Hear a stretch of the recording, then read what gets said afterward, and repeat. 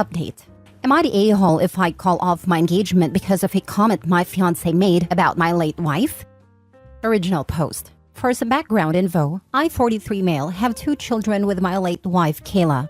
Sam, 21 male, and Liz, 16 female, all fake names. Kayla passed away when our kids were 15 and 10.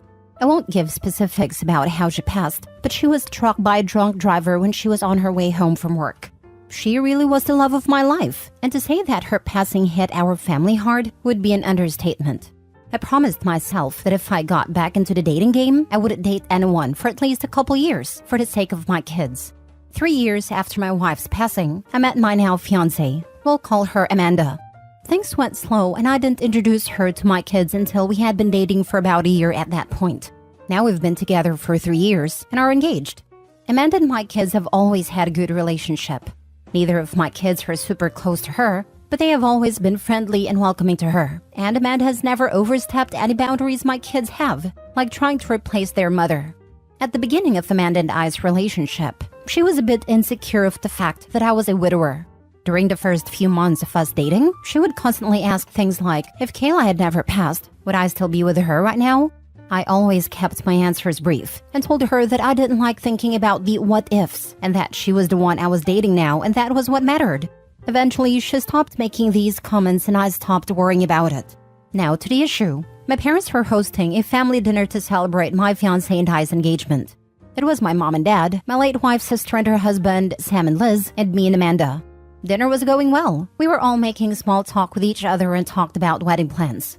About halfway into dinner, my mom made a comment about how she was so happy I was able to find a spark I had with Kayla and someone else. I don't think anybody really paid much attention to the comment, but then Amanda laughed and said, I'm happy she died, otherwise I would have never gotten him to myself. The tone of the dinner immediately shifted, and everyone got extremely tense, especially my kids. Amanda noticed the shift and started awkwardly laughing like she was trying to play her comment off as a joke. I was honestly just frozen, as that was the first time she had made a comment like that. My kids looked disgusted, and Liz got up and walked out to the car. Sam waited a bit longer like he wanted me to say something, but I was still in shock about what Amanda had said. To make a long story about the dinner short, the dinner was kind of ruined. So I said my goodbyes to everyone, grabbed my fiancé, and we all drove home. My daughter hasn't spoken to me nor Amanda since, and it's been 3 days. I got tired of it and pulled my son aside to ask him what I should do. He said something along the lines of, I'm a grown man and don't care who another grown man marries, but I don't want a woman who speaks like that about our mother around my sister. Sam's comment stuck with me, and now I'm considering calling off the engagement entirely. She's never made comments like this before, but I'm worried if I let it slide this one time, it will become more frequent, and it will affect my daughter. I need some advice from outside perspectives, and just want to do right by my kids. Would I be the a-hole if I called off the engagement because of the comment she made? Now for the top comments before reading the updates. I'm happy she died would be unforgivable for me, especially knowing my kids heard my fiancé say that. Disgusting. I wouldn't be able to not think about that every time I looked at them. And his late wife's sister was there too. Holy smokes. The gall to say that in front of the woman's children and sister. Yeah, she's never going to let this go, but you can. Your son just told you the deal. It's her or them. Choose wisely. Exactly. His son told him in a very gentle but mature way that he's going to lose his kids too if he stays with his woman. The kid likely got his pint from his mom. Not the a-hole. What Amanda said was distasteful. In vino veritas. Perhaps that's how she sees this relationship. Fighting with a dead person she will never win. She's bitter and jealous of what you two had. Your mother also shouldn't have said such a thing. It was also distasteful. I think you will lose your kids if you marry her. Sorry. Not the a-hole. I completely understand you're his son. Another young guy with wisdom beyond his age. Edit? Wow, I didn't expect to get this much advice so shortly after posting this. Nonetheless, thank all of you for the advice, and even the people calling me a bad father. I think you guys' words are what I needed to pull my head out my behind. I will try to talk to my kids alone tonight before speaking with my fiancé, and we'll see where it goes from here. I'm pretty sure my fiancé and I are over though. I'll update tonight or tomorrow on how the talks with everyone goes. Thank all of you again for setting my head straight. Now for the first update. I promised I would update everyone after I had talked to my kids, so here's the update. It's kind of long, so I hope that doesn't go against the rules of this community. I'm also going to use this update as a way to clarify some of the questions people were asking in the comments. 1. Did my fiancé apologize to anyone at the dinner party? No, she didn't. I honestly don't think it even registered or has registered to her that what she said was wrong. 2. Does fiancé have social anxiety? Not to my knowledge, no. In all the time I've known her, she's never shown any signs of social anxiety and doesn't have a history of it. 3. How old was my late wife? She was 37 when she passed, and we were the same age. Amanda is 41. A lot of people were asking for clarification on the time frame of her passing and when my fiancé and I met. At this point in time, Kayla has been gone for about 6 years, and I met Amanda roughly 3 years after Kayla's passing. I didn't mention either of their ages, as I didn't believe it was important because we're so close in age. But I understand why a lot of you guys would want to know. Now that I've clarified the things I was most asked about in the comments, we can get into the update. While I'm writing this update, is the day after I talked to my kids. So last night at around 5:30, my fiancé left for work. She works nights most days of the week, so I was able to call my son and ask if he could come over so I can talk to him and his sister. He goes to our local college and lives in an apartment near a school. When he started college, he wanted to move out, but also wanted to stay close to us, so he settled on an apartment a few blocks away from the college. He came over and I called him and his sister into the living room to talk with the both of them. When they were both seated, I told them point blank that I didn't think the wedding was happening anymore and that the comment she made was unacceptable. I then, by the advice of the comments, apologized to them. I told them I was sorry for not saying anything for so long and letting the tension thicken in our home. I told my daughter that I understood why she hasn't spoken to me and that I was sorry for allowing her to think that I was even remotely okay with what she said. I felt pretty spineless after we had gotten back from dinner that night, so I wanted to do everything in my power to make it right with my kids during the conversation. My daughter told me that she felt disgusted at the comment Amanda made, and even more so when I didn't defend her mother.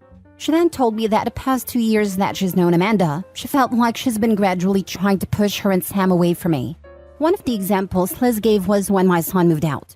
He moved out when he was about to start his sophomore year of college, and when he mentioned the idea of moving out, Amanda was the one who took that and ran with it. According to Liz, Amanda was the one encouraging Sam the most to move out. To be clear, I was never against Sam moving out, but I was clear to him he was welcome to live at home for his college years, and even after, until he found where he wanted to be. I asked Sam if he felt pushed out by Amanda, and if that's why he moved out. He said he hadn't felt pushed out before he told everyone he wanted to move, but after he put it out there, my fiancé kept pushing for him to move out. Liz cut in and said that every time she brings up college, Amanda keeps encouraging her to go out of state. Liz doesn't plan on going out of state, and she's been open about wanting to go to the college Sam is attending right now. Liz said she feels like Amanda is waiting till she graduates high school and goes to college, so she can move out. A lot of the comments were right about the subtle comments eventually turning into Amanda wanting my kids pushed away from me. Liz said that she was scared that by the time I eventually noticed the way Amanda was acting, too big of a wedge would have already been driven between me and them. I told my kids that I'm sorry it's taken me this long to notice, and that I was also sorry they've been walking in eggshells for so long.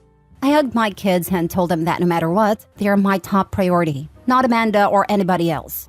A lot of comments pointed out that even though my son is grown, he still needs his father, and I made sure to let my son know that I will always be there for him and his sister, even when they are well grown. The entire conversation lasted about 2 hours. We covered a lot of the bases we wanted to, and it got emotional on all sides. In short, Amanda and I are done. I've made it a point to tell my kids that none of this situation is their fault, and that Amanda is the grown woman who said what she said. My kids and I are okay now, but they aren't 100% with me and probably won't be for a while. I'm completely fine with that, and just want my kids comfortable in their own home. Amanda has tomorrow off from work, so I plan on talking to her tomorrow.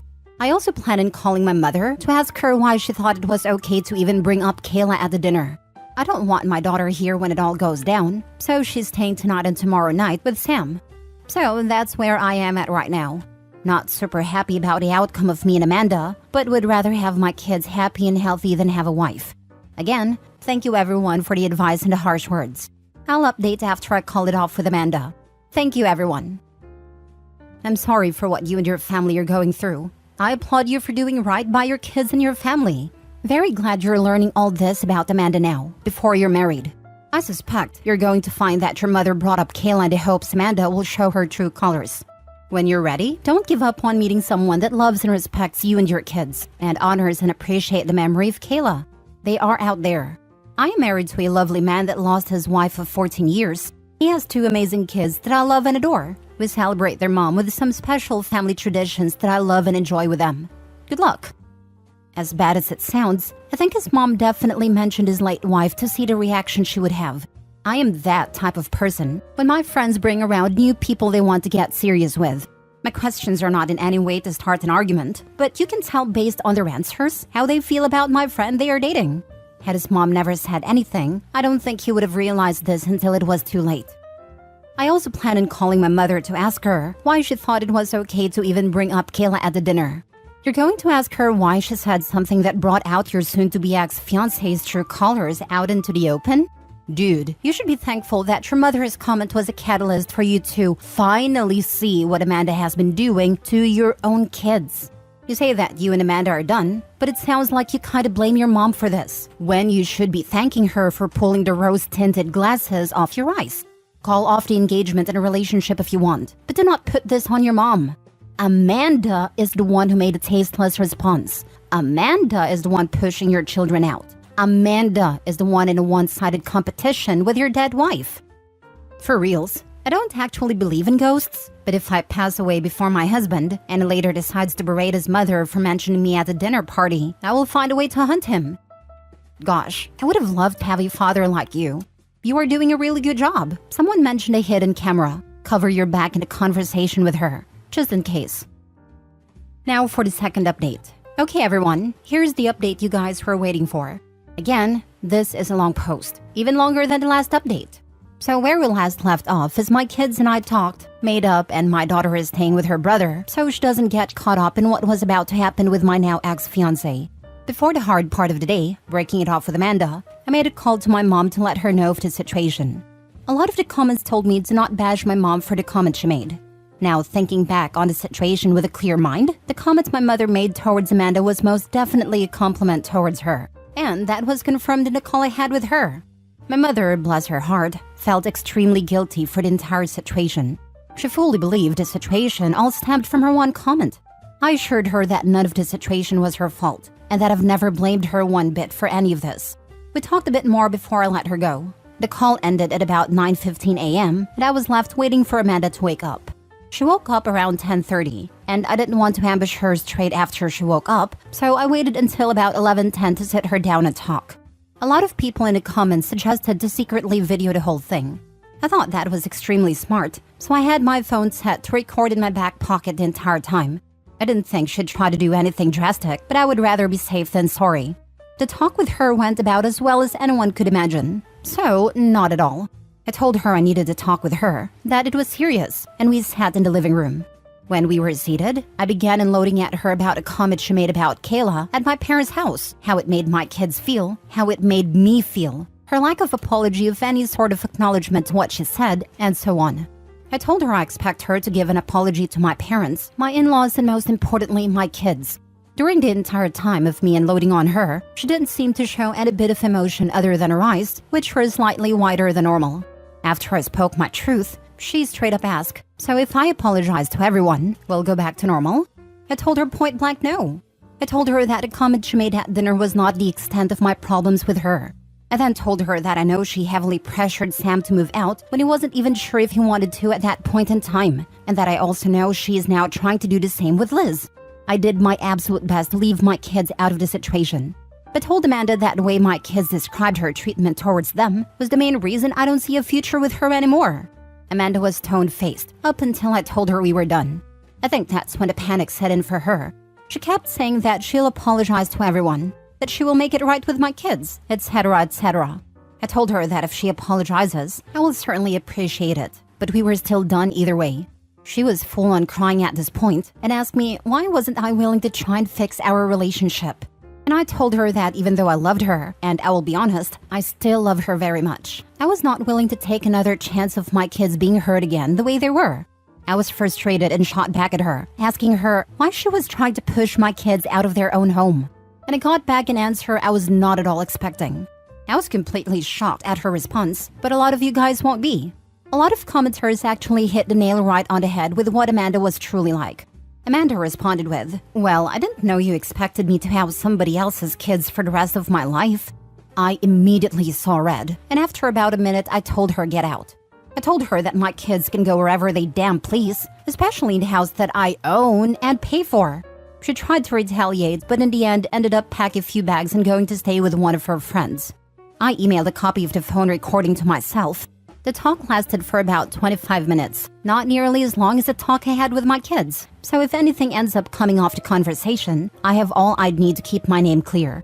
I've texted my kids that Amanda's out of the house for good, that they're welcome to come home anytime, and let my son know that if he wants to, he is more than welcome to move back in completely. My daughter is coming back from her brother's place in the afternoon, and I still have phone calls to make to my parents and in-laws to apologize for this mess of a situation. Amanda's out of my house, but keeps blowing up my phone for us to try to work things out.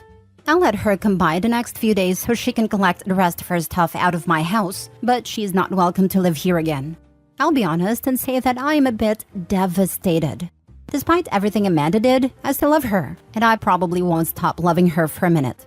But I'll be okay. Right now, I just want to focus on a family that needs me and will use this situation as an excuse to bond more with my kids. Another big thank you to everyone who helped me in the comments. A lot of the advice you guys gave played a part in making things right with my family. It would be a good idea to start packing up her stuff now. A few times toward me, but I've also seen it towards others. When ex-partners come to get their stuff, they try to take or ruin things that you had in the house. Or if not packing, get it put in a spot in the garage or something like that, so she doesn't have access to the whole house. I would recommend that if they do this, they record it. Don't give her a chance to lie and say you broke or stole things. If you haven't already, change the locks. You never know how she might act out. Not saying she will, but better to be safe than sorry. Good luck, my friend. And add cameras to the property. After an intense breakup, it's always vital to do a security update so your home remains safe. Amanda responded with, "Well, I didn't know you expected me to house somebody else's kids for the rest of my life." You know, this line would have definitely killed any love I may have had for her that wasn't already killed off with that vile statement during dinner. OP, I am so incredibly sorry that the woman you love was not really the woman you thought she was. I know this is extremely painful and devastating. You were planning a life with her, and now that is severed. I'm so sorry. You did good. I know you know that, but sometimes we just need to hear or read it. Be well.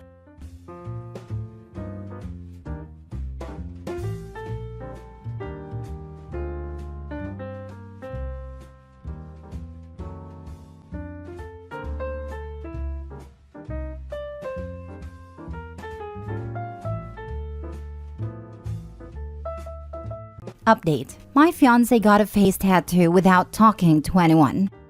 Original post. I am honestly stunned right now. My fiancé Kim, I've just learned, is completely insane. She took some days off work this week sick and avoided seeing most people in person. She claimed she was feeling sick and just wanted to stay home alone. She has never given me any indication that she would lie about this in the 6 years we've been together. No one in her family had any worries because she was a stable individual who would never do anything crazy. Well, she got a face tattoo. She took 3 sick days from work to recover from the fact that she got a face tattoo. She told no one of this plan beforehand. I have never in our time together been talked to about tattoos by Kim, and she showed no indication that she was even interested in getting any. I was not even the first to learn. Her sister visited her because she got worried after Kim canceled meeting with her for lunch on her 3rd day sick and got a grand reveal. She didn't tell anyone beforehand because she didn't want to be talked out of it, and hid the results because the swelling and redness were so bad that we would react badly and not be able to understand the artistic meaning. Kim is Asian American, and she got Japanese symbols going down her forehead and under her eye. I don't know the meaning of them. I don't really know if I care to know the meaning of them. Kim's parents are Japanese immigrants, and according to her sister, who was nice enough to inform me of this whole debacle, this is a big no-no in Japanese culture. Tattoos have links to crime and are looked down upon. Her parents are beside themselves, and that is a whole other set of drama I can't even begin to approach. Kim talked to me last night about it, and acted offended and started a fight because I told her it was absolutely insane of her to do this. She works a public-facing job. She talks face-to-face with clients in the financial industry. The minute her boss finds out, the career that she went to school for will be over. She actually didn't consider her job or family or me at all and decided a long time ago she was going to express herself freely without any concerns. I'm worried about her right now. This is not normal. She blocked my number after our fight and is ghosting me and her sister because we're trying to help. But dear Lord, this is far beyond me. I cannot comprehend what I'm even supposed to do right now. Kim's lost her mind. Is there any chance I will be happy married to this? A woman who went and got a face tattoo and hid the fact because she knew we would all talk her out of it? Dear Lord, I really need to run, don't I? Now for the top comments before reading the update. I'm sitting next to my friend who took over her father's tattoo shop, and one of the big 3 rules that she took from her dad and has the tattoo artists under her employment follow is no face tattoos as a person's first tattoo. I have a friend who is a tattoo artist. They refer to neck tattoos as life ruiners and would never put a piece on someone's face as first ink. Usually a good artist will try to encourage first tattoos to be in easily covered or less obvious places. I can't even imagine where she found someone to do it. I don't get this either. I have full sleeves and a ton of other tattoos, and my artist was hesitant still about tattooing my fingers. Not for no reason, but damn, to get one on your face right away? How did she spring that? Dang. I got a finger tattoo pretty early on, so it's surprising to me that this is a thing lots of artists won't do. Although mine is a small wedding ring tattoo and is hidden under my actual ring when I wear it. So maybe that played a role?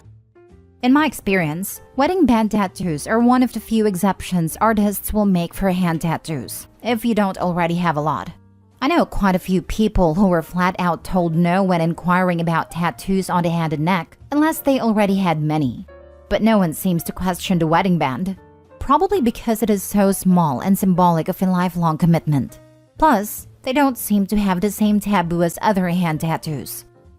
If she's acting this completely out of character, there might actually be something wrong. I have no idea how to approach it, but I'd say she needs to see a doctor and be evaluated. I'm so sorry. It's a very helpless feeling. I thought the same thing. OP, I would check for brain tumors, early onset schizophrenia, and bipolar disorder. If this is out of nowhere behavior, something medically serious could be going on. Edit/update. I read through the replies, but I can't really respond to all of you, so I'll just update here. The engagement is pretty much off. Kim has told me she never wants to see me again, and I woke up this morning with her ring and a box of stuff I gave her on my porch. I don't know what's going on with her. Her sister and family have been trying their best, but nothing on their end is working. I brought up to her sister the idea this is a mental breakdown, and they are looking into getting her help. It's painfully slow, considering Kim is not responding to anything and is refusing to talk to anyone. I really don't know what to say here, I guess. To answer some questions, Kim is 29 and I'm 28. In the 7 years I've known her, she has never acted like this at all. She had a good relationship with her parents, and while they were a bit overbearing at times, they supported her in going to college and getting a career, rather than starting a family. From what I've gathered, they probably would have been fine with any tattoo she got as long as it was not on her face, neck, or hands. Even then, this kind of behavior is as far from Kim as I could have imagined.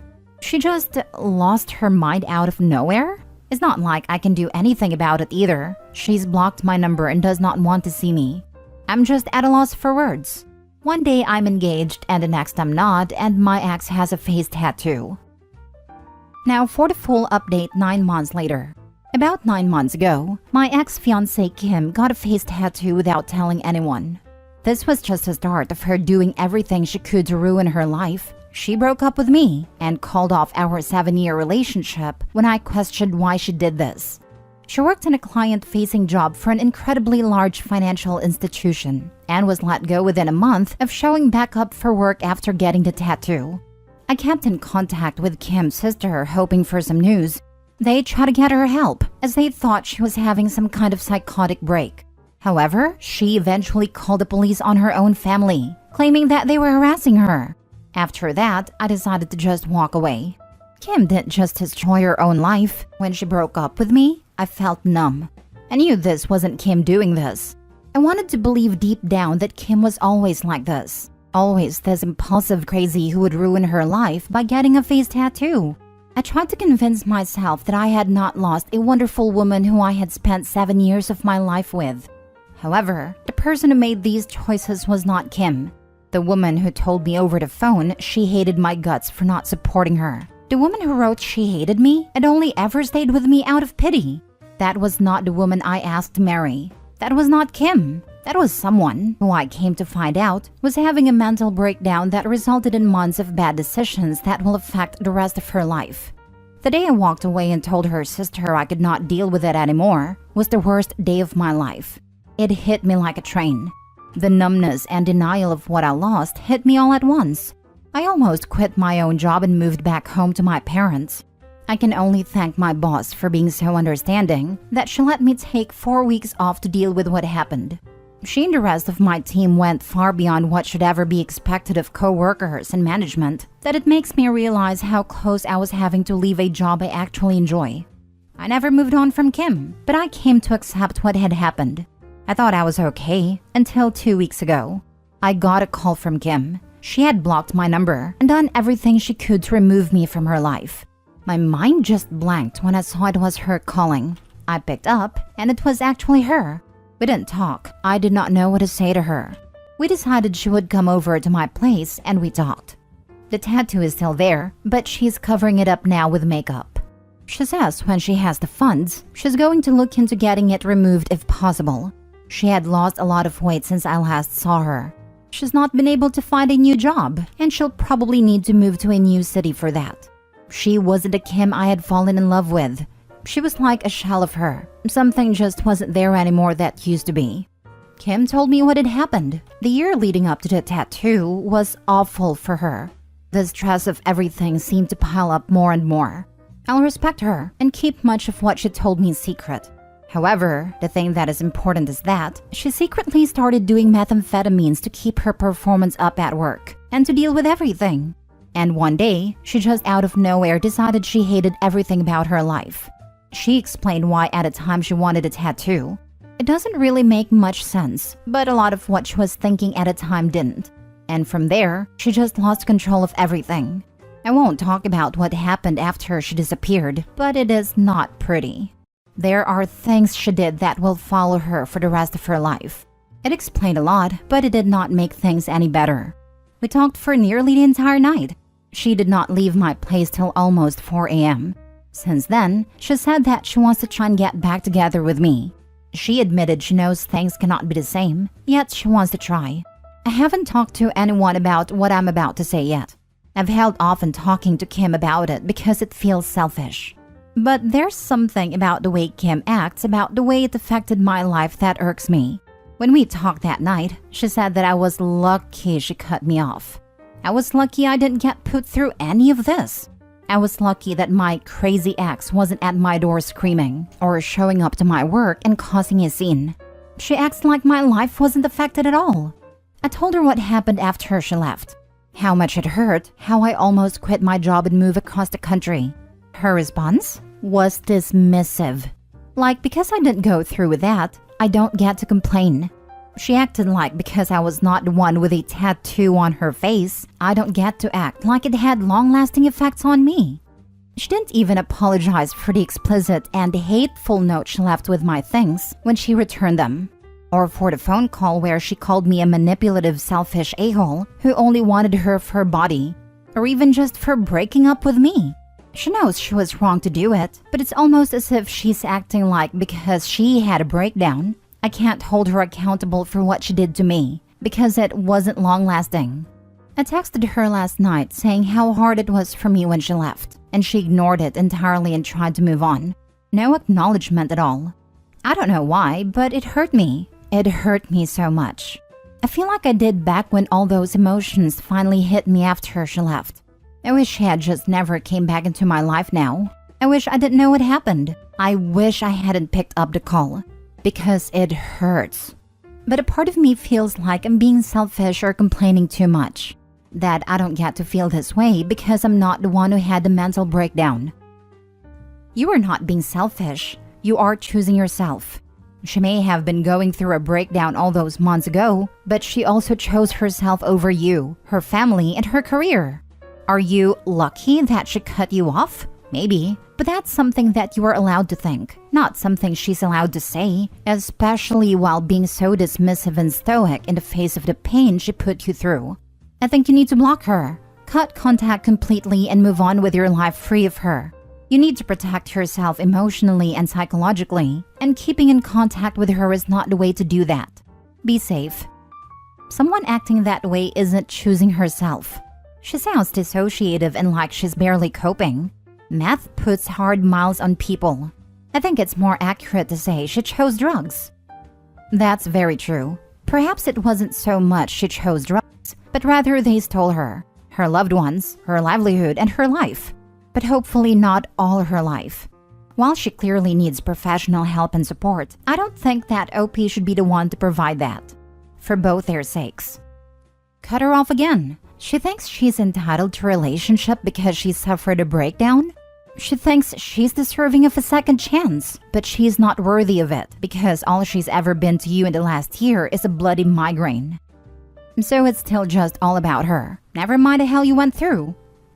It sounds like your gut is telling you not to get back with her. I agree with your gut.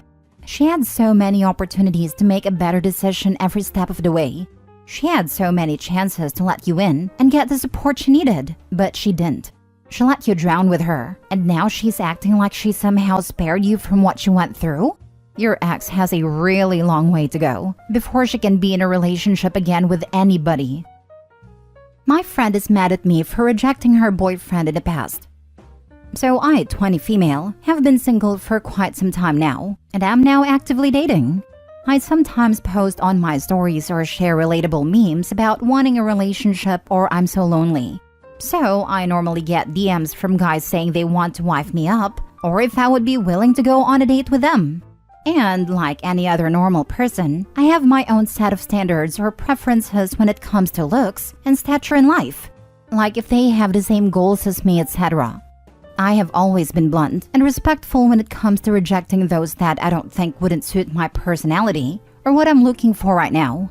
Some are just trying to hook up or have a casual relationship, and I'm not very fond of that. And of course, not everybody is respectful or comprehends when I reject them and still continue to hit me up. Well, there's this one guy, let's call him Jeff. Jeff and I go to the same university and thought that I was cute. So he tracked down my socials and asked me out. I have some classes with him and didn't really hear the best things about him, so I told him I wasn't interested and that I was already dating someone and thinking of becoming serious with them. I am. But for a month or so, he still continued to DM me and bother me at times during class. Luckily though, he stopped and I heard him at someone else.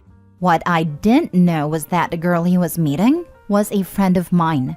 She only recently found out that he liked me previously when she went through his phone and saw our DMs, which was mostly of him just talking.